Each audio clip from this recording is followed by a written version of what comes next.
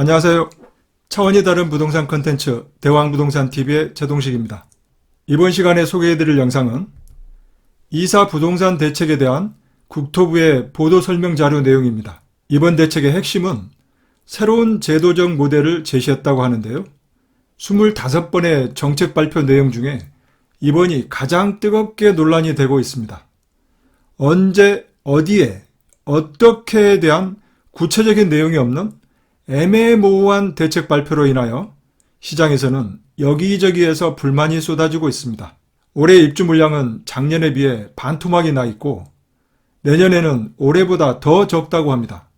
이런 상황에서 주택 공급 부족 불안을 잠재우고 주택가격 상승을 막겠다는 정부의 의지가 민간 규제는 그대로 놔둔 상태에서 공공이 주인이 되겠다고 합니다. 국토부가 이번 대책에 대한 추가 설명을 뭐라고 했는지 자세히 알아보겠습니다. 시작하기 전에 구독과 좋아요 알림 설정 꾹 눌러주세요. 먼저 시장 반응입니다. 이사 부동산 대책에 대해서 이 국민의 재산권과 거주 이전의 자유를 침해했다라고 말들이 많습니다.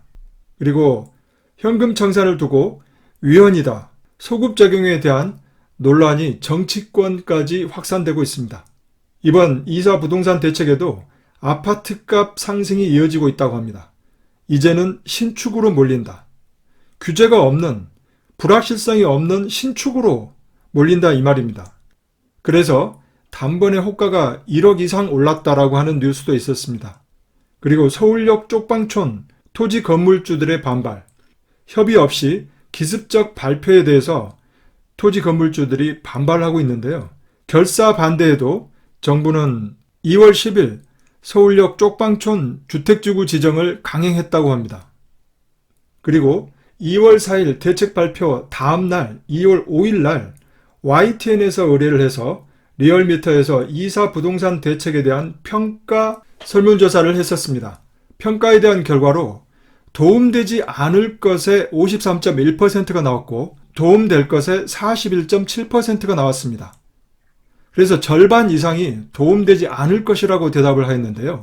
며칠 전 KBS 일라디오 홍사운의 경제쇼에 국토부 장관이 출연을 했었습니다.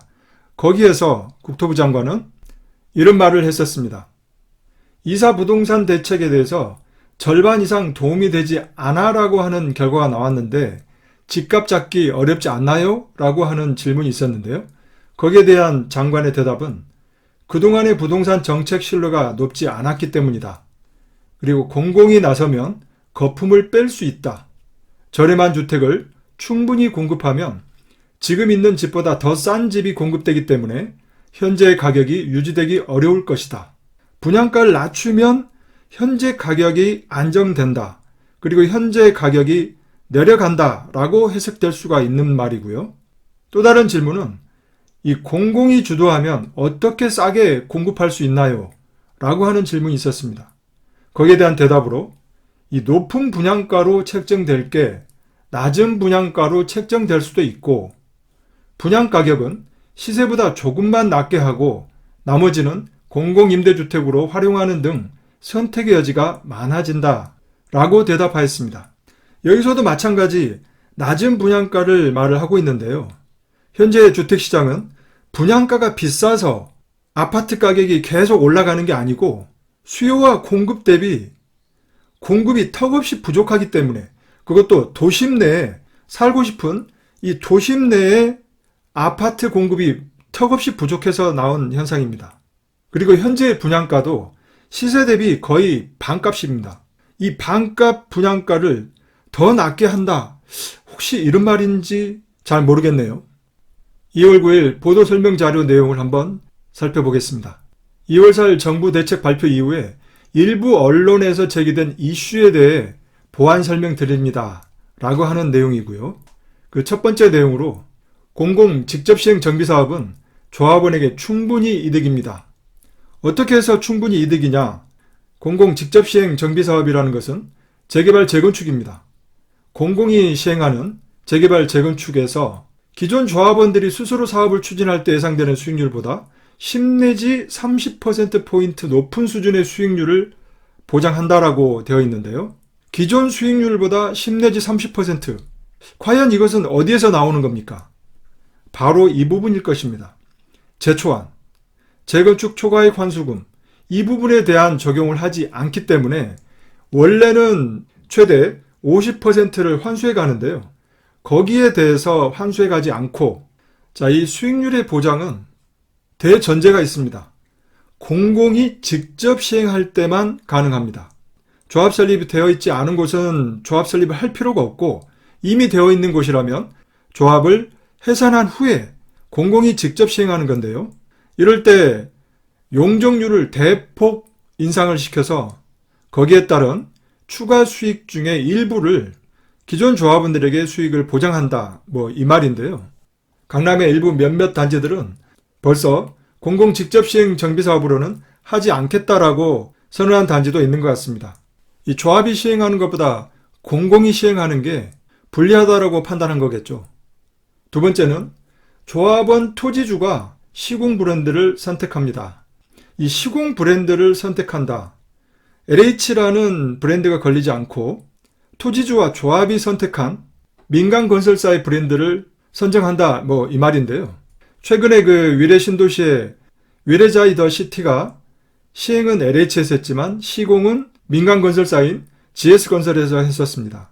그리고 이 성남시의 금강동 재개발에 마찬가지 시행은 LH가 했었고 시공은 대림산업 이편한세상이 했었습니다.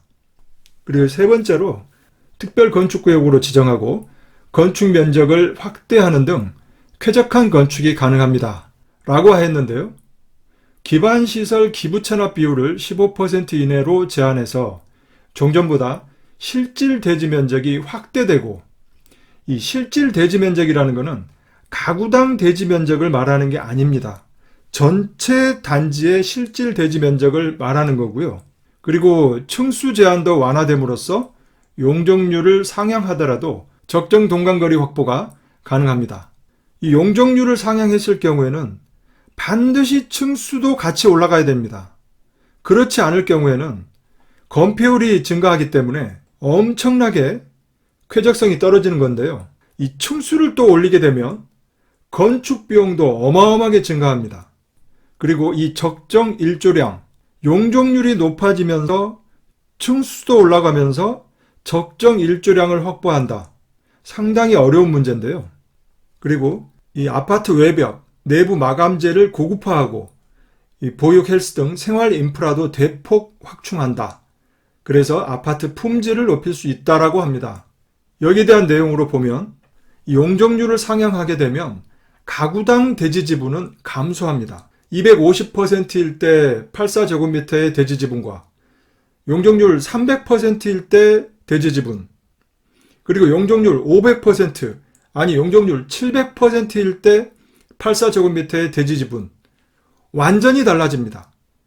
용적률이 올라가면 갈수록 대지 지분은 현저히 줄어듭니다. 같은 84제곱미터라도 대지 지분이 작다라고 하면 향후 미래 가치는 대지 지분이 큰 곳에 비해서 훨씬 더 미래 가치는 낮게 됩니다. 당장의 추가 분담금은 약간 줄어들 수는 있겠죠. 그리고 이 층수 또한 층수를 완화한다, 이 말은 동간거리를 확보한다, 이 얘기인데요. 용적률이 올라갈 때 건폐율은 상대적으로 낮아야 합니다. 그래야 쾌적하고요. 고층 건물로 짓게 되면 이 건축비는 기하급수적으로 증가합니다. 예를 들어서 삼성동의 GBC 얘기 들어보셨죠? 105층으로 계획을 했었는데요. 최근에 70층짜리 2동 또는 50층짜리 3개 동으로 할지 말지에 대해서 고민이 깊은 걸로 보입니다. 105층짜리 한 동과 70층짜리 2동, 50층짜리 3동과 똑같은 건축비가 든다면 여러분들은 어떤 선택을 하시겠습니까? 50층짜리 3개 동이라고요? 단지 층수만 고려할 건 아니고요. 종합적으로 고려해서 가장 유리한 것을 선택하겠죠. 그리고 이 일조권도 영구운명 가구가 있습니다. 용적률이 당장 300%만 넘어가도 일부 낮은 층의 호수에서는 햇볕이 아예 들어오지 않는 그런 가구들도 있습니다. 그리고 저렴하면서 고품질 아파트를 만들겠다고요? 싸면서 좋은 아파트, 과연 이런 아파트를 만들 수 있을까요? 싼 게 비지떡 뭐 이런 말도 있던데 싸고 좋은 건 세상에 없죠. 다음은 이 5년 이내에 입주가 가능합니다 라고 하는 내용인데요. 이번 대책 추진으로 인해서 이 유형별로는 1, 2년부터 길게는 5 내지 8년 정도 후면 입주를 할 수 있다라고 말을 하고 있는데요. 그리고 소규모 재개발, 소규모 주택정비 관리 지역을 통한 주택 공급, 비주택 리모델링 등은 이 사업 지정 이후에 1년 이내에 주택 공급이 가능할 것이라고 합니다.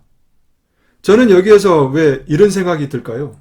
김현미 전 국토부 장관이 했던 말, 주택은 빵이 아니다. 금방 뚝딱뚝딱 만들어낼 수 없다라고 했었던 말이 생각이 납니다. 그리고 가장 중요한 이 부지 확보, 이 부지 확보에 있어서 이 공공이 주도적으로 역할을 하고, 그리고 주택건설 공급에 있어서도 민관 협력 체계를 구축을 해서 주택 공급 시차가 8년 이상 대폭 단축된다라고 하는데요. 이 부지 확보 면에서 상당한 시간이 걸릴 것 같고요. 동의한 사람에 대해서는 우선 공급권을 주고 동의하지 않은 사람들에 대해서는 수용 보상을 하게 되어 있는데, 이러면서 이 부지 확보를 하고 그리고 민관이 협력을 한다는데 어떤 식으로 협력을 할 건지 고개가 갸우뚱거려집니다. 공급하겠다라고 하는 주택수가 서울에 32만 호, 전국에 83만 6천 호? 이렇게 총량에 대해서는 어마어마한 공급 폭탄 수준인데요. 순증은 과연 어느 정도 되는지 국토부에서는 이렇게 말을 하고 있습니다. 기존 재개발 사업의 경우에는 1.1에서 1.2배, 기존 재건축 사업의 경우에는 1.2에서 1.3배가량인데 이번 대책을 통해서 기존 가구수의 1.3배에서 1.5배가량의 공급 물량을 증가시켰다고 합니다. 멸시를 고려하더라도 기존 재개발이나 재건축 사업보다는 순증 효과가 더욱 크다고 합니다. 이 부분에 대해서도 기존 재개발이나 재건축 사업에서 계획하고 있는 가구수보다 훨씬 더 많은 1.3배에서 1.5배가량이 증가한다고 하면 이 도시 기반 시설, 도로나 학교나 공원이나 기타 공공시설, 이 모든 인프라 확충은 어떤 식으로 할 것인지, 그리고 고밀화가 되는데요. 이 고밀화 대책은 과연 무엇인지 이 부분에 대해서도 많은 고민이 필요해 보입니다. 단순히 가구 수만 공급 물량을 증가시킨다고 해서 되는 게 아니고요. 질적으로도 같이 이 적정 가구 수가 있을 것입니다. 매우 중요한 문제이기 때문에 충분히 시간을 갖고 공급 물량도 계획을 해야 될 것입니다. 다음은 이 대책 이후에 매수한 사람들, 이 사람들은 우선 공급권을 부여하지 않겠다고 했죠. 그래서 여기에 대한 위헌 논란이 있는데요. 이 당정은 감정평가 후에 실시하는 보상이고, 그리고 이 현금 보상 대신 대토나 우선 공급권을 부여한다. 뭐 이런 것들, 이런 모든 것들이 위헌이 아니고 헌법상 정당한 보상이라고 합니다. 그래서 절차적인 문제가 없다라고 하는 건데요. 감정평가를 과연 시세대로 하는 것도 아니고 공시가격으로 하는 것도 아닌데요. 어쨌거나 사유재산권 침해, 그리고 대책 이후에 팔고 싶어도 못 팔고 거주 이전의 자유를 침해당한다. 그리고 대책 발표일로 소급 적용한다는 것인데요. 이 모든 것들에 대한 이 세 가지에 대한 위헌 논란도 한동안 계속될 것으로 보입니다. 그리고 이번 대책의 핵심은 새로운 제도적 모델을 설계 제시했다라고 합니다. 도시 스스로 진화하고 발전하면서 양질의 주택을 충분히 공급할 수 있는 이 제도적 모델을 제시한 것에 그 의의가 있다고 합니다. 이 제도적 모델이라고 하는 것은 바로 공공주도죠. 이 공공주도, 공공이 주도해서 주택 공급을 하는 것과 민간이 주도해서 주택 공급을 하는 것, 엄연히 다른 거죠. 공공이 해야 될 분야와 민간이 해야 될 분야는 완전히 다른 겁니다. 공공은 이 주거 취약계층을 위한 주거 안정을 위해서 적극적으로 해야 되겠죠.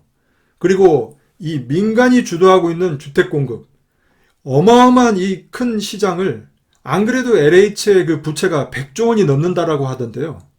이 공공이 주도할 때 그 어마어마한 재원은 어떻게 마련할 것이며 지구 지정이 됐을 때 거기에 속한 주민들이 얼마나 참여할지 퀘스천인데요.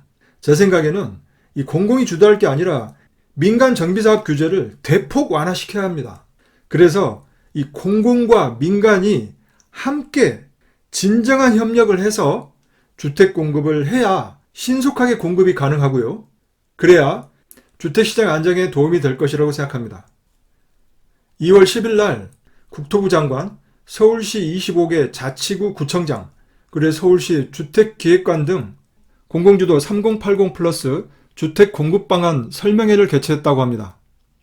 이 구청장들이 각종 인허가권을 가지고 있고 또 지구 지정도 같이 하는 거죠. 그렇기 때문에 구청장의 적극적인 협조가 필요합니다. 그래서 국토교통부가 설명회를 개최했던 거죠. 지금까지 이사 대책에 대한 국토부 보도설명 자료에 대하여 하나하나 되짚어보는 시간을 마련했습니다.